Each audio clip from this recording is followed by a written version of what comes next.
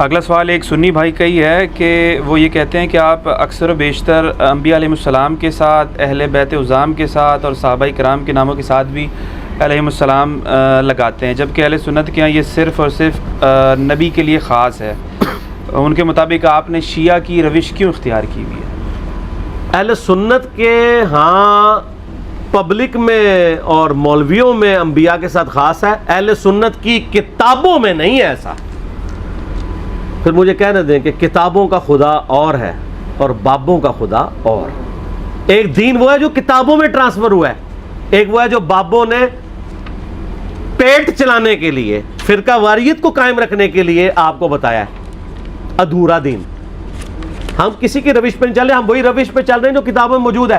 البتہ اپنے بزرگوں کو آپ روئیں جنہوں نے آپ کو غلط دین بتایا، کتابوں میں لکھا ہوا بھی صحیح نہیں بتایا، ہم تو کتابوں سے بیان کر رہے ہیں۔ یہ تفریق کہیں پہ ہے ہی نہیں ہے کہ آپ نے ضرور انبیاء کو علیہ السلام ہی کہنا ہے، صحابہ کو رضی اللہ عنہ ہی کہنا ہے، بزرگوں کو رحمہ اللہ ہی کہنا ہے۔ میرا اس کے اوپر پورا یوٹیوب پہ کلپ ہے، رضی اللہ عنہ پہ دھوکہ۔ آپ ان مولویوں سے صرف یہ جا کے پوچھیں، یہاں 100+ لوگ بیٹھے ہوئے ماشاء اللہ تعالی، ان سے جا کے یہ پوچھیں کہ یہ بتائیے کہ یہ جو صحابہ کرام میں سے جب کوئی فوت ہو جاتا تھا تو جو زندہ صحابہ تھے وہ اس کا نام رضی اللہ عنہ کے ساتھ لیتے تھے، کیا کہتے تھے اس کو؟ قیامت تک ڈھونڈتا ہی رہے گا وہ، ہم نے پہلے ہی ریکارڈ کر دیا، وہ رحمہ اللہ کہتے تھے۔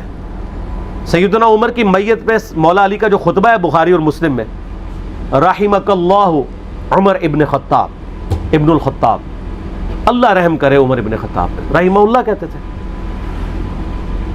یہ رضی اللہ عنہ تو بعد میں محدثین نے کیا، اور وہ بھی آپ بخاری مسلم کی حدیثیں نکالیں، 90% حدیثوں میں کسی صحابی کے ساتھ رضی اللہ عنہ نہیں لکھا ہوا۔ ان عائشہ تھا قالت قال رسول اللہ صلی اللہ علیہ وسلم، ان ابی ہریرہ، بس اسی طرح کوئی نام نہیں ہے۔ اس ترجموں میں ضرور رضی اللہ عنہ لکھا ہوتا ہے، تو آپ کسی کو بھی کہہ سکتے ہیں۔ امام مسلم نے صحیح مسلم، یہ دارالاسلام کی کھولیں، کتاب الایمان چیپٹر کے سٹارٹ میں آپ آئیں تو امام مسلم کا شاگرد کہتا ہے قال امام مسلم بن حجاج القشیری رضی اللہ عنہ، امام مسلم کو رضی اللہ عنہ لکھا ہے ابو اسحاق نے، جس نے ان کی یہ مسلم شریف ان سے لکھی ہے، تو رضی اللہ عنہ آپ کسی کو بھی کہہ سکتے ہیں۔ رضی اللہ عنہ ورضوا عنہ ذالک لمن خشی ربہ، جو اللہ سے ڈرے اس کے لیے رضی اللہ عنہ ہے۔ یہ دعائیہ کلمات ہیں، ہم تو امام بخاری امام مسلم کو بھی رضی اللہ عنہ کہتے ہیں، بریلوی شیخ عبد القادر جیلانی کو رضی اللہ عنہ کہتے ہیں، اور دیوبندی المحند میں علماء دیوبند کو رضی اللہ عنہم کہتے ہیں۔ ہائے ہائے، اب تو وہ کہتے ہیں جناب المحند کے عقیدے کوئی ضروری نہیں ہے، ایک سٹیپ تو طے ہو گیا ہے، آندھا کہیں گے کتاب ہی بند کرو۔ تو آپ کسی کو بھی رضی اللہ عنہ کہتے ہیں۔ اچھا میں آپ سے پوچھوں، یہ مسلمان جب سیدہ مریم کو کہتے ہیں تو ساتھ اس کے رضی اللہ عنہ کہتے ہیں؟ نہیں، کیا کہتے ہیں؟ علیہ السلام۔ تو کیوں؟ وہ پیغمبر تو نہیں ہے، پیغمبر کی والدہ ہے نا؟ جی۔ اچھا، پیغمبر کی والدہ جس سے پیغمبر پیدا ہوا وہ تو ہے علیہ السلام، عورت کے لیے علیہ السلام آئے گا، علیہ السلام مرد کے لیے آئے گا۔ اور جو پیغمبر کے اندر سے پیدا ہوئی وہ اس سے بڑی چیز ہے۔ ایک ہے پیغمبر کس سے پیدا ہوا، ایک یہ کہ پیغمبر تو خود معصوم صاف ستھرا، اس کی جو اولاد ہے تو وہ علیہ السلام نہیں ہو سکتی۔ سیدہ فاطمہ بالکل تو ہے، سیدہ فاطمہ کو علیہ السلام، امام بخاری نے ان کے اوپر جو چیپٹر باندھا ہے نا اس کا نام ہی ہے علیہ السلام کے ساتھ، سیدہ فاطمہ کے فضائل پہ۔ ہاں یہ علیحدہ بات ہے، جب اردو ترجمہ ہے تو عربی میں لکھا ہے علیہ السلام، اردو میں رضی اللہ عنہ۔ وہ کہہ رہے ہیں امام بخاری کو دھوکہ لگ گیا تو ہم اس کو ذرا سیدھا کریں۔ صحیح بخاری میں انٹرنیشنل نمبر کے مطابق 6318 نمبر حدیث میں سیدنا علی اور فاطمہ کے ساتھ کمبائنڈ لکھا ہے امام بخاری نے علیہ السلام، ان دونوں پر اللہ کا سلام ہو۔ 3748 نمبر حدیث صحیح بخاری میں سیدنا حسین ابن علی کے ساتھ امام بخاری نے لکھا ہے علیہ السلام۔ اور صرف بخاری نے نہیں، سنن ابی داؤد میں 4646 نمبر حدیث میں علی علیہ السلام، امام بخاری نے، امام ابو داؤد نے 12 جگہ پہ سنن ابی داؤد میں علیہ السلام لکھا ہے سیدنا علی کے ساتھ۔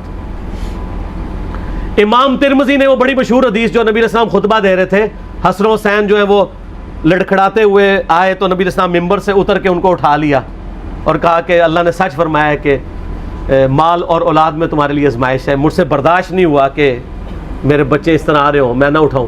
وہاں حسن و حسین کے ساتھ امام ترمذی لکھا ہے علیہ السلام، ان دونوں پہ اللہ کی سلامتی ہو۔ علیہ السلام لکھا گیا، ہمیشہ لکھا گیا۔ تو یہ انہوں نے کہانیاں بنا دی۔ اچھا، اب جب ہم نے یہ باتیں نکالی ہیں نا تو اب انہوں کا نیا ورژن آ گیا، کہتے ہیں یہ وہ بخاری میں بعد میں کسی نے ڈال دیا ہے۔ سر بخاری کے کلمی نسخوں میں موجود ہے، تو آپ سیدھے طریقے سے اپنے کپڑے اتاریں، یہ کپڑے وہ دوسرے والے نہیں، علمی کپڑے جو آپ نے لبادے اوڑے میں، اور بتائیں کہ ہم منکرین حدیث ہیں۔ آپ بخاری کو ڈاؤٹ فل کرنا چاہ رہے ہیں ہمارے بات، پہلے تو نہیں آپ کو خیال آیا۔ اچھا پھر مجھے یہ بتائیں، یہ جب آپ عام قبرستان جاتے ہیں تو کیا کہتے ہیں؟ رحمہ اللہ یا السلام علیکم اہل الدیار؟ جی جی تو السلام۔ وہاں سلامتی نہیں بھیج رہے۔ اور جب ہم ایک دوسرے کو ملتے ہیں تو کیا کہتے ہیں؟ تو سلام بھیجتے ہیں۔ اور سب نماز میں ہم اپنے اوپر کیا بھیجتے ہیں؟ السلام علینا وعلی عباد اللہ الصالحین۔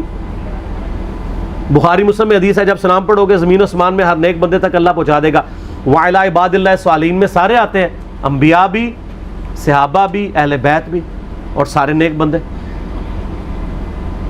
تو وہ علیہ السلام ثابت نہیں ہوتا۔ اچھا پھر قبر رسول پہ جب عرض کرتے ہیں تو السلام علیکہ یا رسول اللہ کہتے ہیں نا۔ 4 کتابوں میں، سنن کبریٰ البیہقی میں، الموطا امام مالک میں، فضل الصلاۃ علی النبی میں، المصنف ابن ابی شیبہ میں، کہ قبر رسول پہ ابن عمر جب حاضر ہوتے ہیں کہتے ہیں السلام علیکہ یا رسول اللہ۔ پھر السلام علیکہ یا ابا بکر، ہونا تو چاہیے تھا رضی اللہ عنہ یا ابا بکر۔ تو ابو بکر کے ساتھ اگر میں علیہ السلام لگا لیتا ہوں تو کسی کو تکلیف کیوں ہوتی ہے؟ یہ تو صحابہ کی سنت ہے۔ عبداللہ بن عمر کیا کہتے تھے؟ السلام علیکہ یا عمر، سیدنا عمر کی قبر پہ۔ تو اگر میں کہہ لوں عمر علیہ السلام تو اس میں کیا حرج ہے؟ کوئی حرج نہیں۔ خام خواہ اس کو یعنی ایک اختلاف کا ذریعہ بنایا ہوا ہے۔ علیہ السلام بھی کہہ سکتے ہیں، سلام اللہ علیہ عورت کے لیے، مرد کے لیے علیہ السلام، یہ سب کی سب چیزیں ثابت ہیں، اور میں نے اس کے اوپر کلپ بھی ریکارڈ کرا دی ہے۔ بلکہ اگلے دن تو مولانا طارق جمیل صاحب حفظہ اللہ تعالیٰ نے بھی تھنک آؤٹ آف باکس کرتے ہوئے یہ ریکارڈنگ میں کروا دی ہے ویڈیو، کہ یہ ہم نے تفریق کی ہوئی ہے، آپ علیہ السلام کسی کو بھی کہہ سکتے ہیں، اور آپ رضی اللہ عنہ بھی کسی کو بھی کہہ سکتے ہیں۔ قرآن میں تو ہر مومن کے لیے ہے، یا ایتھا النفس المطمئنہ ارجعی الی ربک راضیۃ مرضیہ، رضی اللہ عنہ ہر مومن کے لیے موت کے وقت، تو کسی کے ساتھ مخصوص نہیں ہے۔ تو وہ آپ میرا دیکھیں، اس یوٹیوب پہ کلپ ہے علیہ السلام اور رضی اللہ عنہ پہ دھوکہ۔ سر کس کس بات پہ آپ کو دھوکے دیے گئے ہیں؟ سر جی اس میں دھوکہ دینے کا فائدہ کیا ہے؟ ہاں فائدہ بہت بڑا ہے۔ وہ کیا؟ ہاں فائدہ یہ ہے کہ ہم نے ہر وہ کام کرنا ہے جس سے ہم اپنی مخالف پارٹی کو نیچا کریں اور اپنی آئیڈینٹی قائم رکھیں۔ میں آپ کو اس کی مثال دیتا ہوں، بریلوی دیوبندی دونوں ہی حنفی ہیں نا جی۔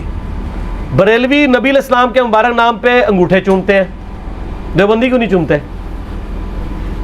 وہ کہیں گے یہ تو ضعیف حدیث ہے، تو فضائل مال میں جو ضعیف حدیثیں ہیں وہ کہتے ہیں اس لیے کہ وہ ماری ہیں، جو بریلویوں والی ہیں وہ ماری نہیں ہیں، وہ کہتے ہیں فضائل میں لے لینی چاہیے۔ ہاں تو انگوٹھے چومنا فضیلت ہی ہے نا، فضیلت ہی بیان کرتے ہیں نا، وہ کہتے ہیں محبت کا اظہار ہے۔ یہ غلط جملہ بولتے ہیں فضائل میں لینی، ان کو بولنا چاہیے فضائل میں اپنے بابوں اور اپنے بزرگوں اور اپنے فرقے کی لینی چاہیے۔ اور آپ کو بتاؤں یہ مشترکہ کتاب جو در مختار ہے فقہ حنفی کی کتاب، اس کے اوپر حاشیہ لکھا ہے رد المختار ابن عابدین شامی نے، اس نے باقاعدہ لکھا ہے کہ اذان کا جواب دیتے وقت پہلی دفعہ پڑھا جائے السلام علیکہ یا رسول اللہ صلی اللہ علیہ یا رسول اللہ، اور دوسری دفعہ انگوٹھے چومتے ہوئے پڑھا جائے قرۃ عینی بک یا رسول اللہ، یا رسول اللہ میری آنکھوں کی ٹھنڈک ہے۔ یہ فقہ حنفی کی بنیادی کتابوں میں لکھا ہوا ہے جس پہ دیوبندی بریلوی متفق ہے، لیکن آج انہوں نے پگڈنڈی الگ کر لی ہے۔ اس مسئلے میں بریلویوں کا موقف صحیح ہے فقہ حنفی کے پوائنٹ آف ویو سے، قرآن و حدیث کے حساب سے تو نہ بریلویوں کا موقف ٹھیک ہے نہ بریلویوں کا دیوبندیوں کا، میں آپ کو فقہ حنفی کے پوائنٹ آف ویو سے بتا رہا ہوں۔ تو وہ انہوں نے اپنے ٹھیے قائم رکھے ہوئے ہیں، ٹھیک ہے، KFC میکڈونلڈ چل رہے ہیں پیرلل میں، ٹھیک ہے، کبھی کسی KFC والے نے کہا ہے کہ یار چکن تو ہمارا اچھا ہے لیکن چپس میکڈونلڈ کے اچھے ہوتے ہیں؟ کبھی نہیں کوئی کہے گا. وہ کہیں گے جناب وہ تو گھی نہیں صحیح استعمال کرتے, وہ تو یہ نہیں کرتے. ٹھیک ہے, تو یہ اسی طریقے سے چل رہا ہے. تو وہ آئیڈینٹی قائم رکھنے کے لیے, فرقہ واریت قائم رکھنے کے لیے, کیونکہ جب آپ فرقہ واریت قائم رکھیں گے تو آپ کی مسجدیں الگ ہوں گی, مسجدیں الگ ہوں گی, چندہ باکس الگ ہوں گے, چندہ باکس الگ ہوں گے, چندے کی بکس الگ ہوں گی. اس کے بغیر تو پھر کام چلے گا نہیں نا. چندے کے اڈے علیحدہ رکھنے کے لیے یہ ضروری ہے کہ آپ تفریقیں قائم رکھیں, آپ لوگوں کو یہ کہانیاں کروائیں. الٹا جب کوئی آگے علمی بات کرے وہ کہہ دی یار ہم نے تو آج تک بات, اچھا یہ جاہل لوگ بھی کہہ رہے تھے یہ علی کڑی گلا کرتا سیدھے سنے ہی نہیں. اچھا ان سے پوچھو آپ نے کتنا علم حاصل کیا, ان سے دعائے قنوت سن لیا آپ ترجمے کے ساتھ. تو اگر وہ سنا دیں تو پھر اگلی بات کریں, اگر نہ سنا پائیں, اور دعائے قنوت بھی صحیح ہے علی, اللہم انا نستعینک کا نہیں ہوتے, دعائے قنوت نازلہ ہے. دوسرے علی اللہم اہدنی فی من ہدیت, تو ان کو یار تم تو دعائے قنوت نہیں آندی ہے تو تم اتنے بڑے دعوے کر رہے ہو. بھائی آپ کے بزرگوں نے آپ کو دھوکہ دیا, پوری نیک نیتی کے ساتھ آپ کا بیڑا غرق کیا. اسلام کی ہسٹری میں جس نے بھی اسلام کے ساتھ یہ زیادتی کی ہے پوری نیک نیتی کے ساتھ کی ہے. اس نے یہی سمجھا کہ اس وقت امت کے وسیع تر مفاد میں یہی ضروری ہے کہ یہ کر دیا جائے, اور آج بھی جو کچھ ہو رہا ہے وسیع تر مفاد میں ہی ہو رہا ہے. وہ امت کا وسیع تر مفاد نہیں ہوتا, اپنا وسیع تر مفاد ہوتا ہے. ٹھیک ہوگا.